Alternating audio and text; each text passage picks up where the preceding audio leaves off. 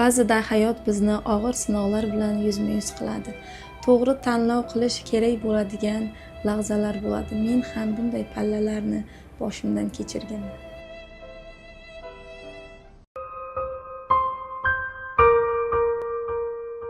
Assalomu alaykum aziz, hurmatli kuzatuvchilarimiz. Mening ismim Mahliyo Rasulova, Siberian Wellness kompaniyasining sotuv mutaxassisiman. Bir vaqtlar juda charchagan va qiynalgan paytlarim bo'lgan.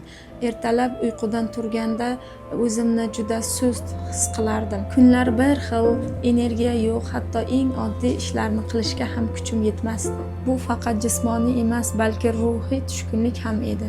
Shunda o'ylab qoldim, nahotki hayot shundan iborat bo'lsa, o'zimga qaror qabul qildim, organizmga kerakli bo'lgan parvarishni qildim. Siberian Wellness bilan tanishdim va bu mening hayotimdagi burilish nuqtasi bo'ldi.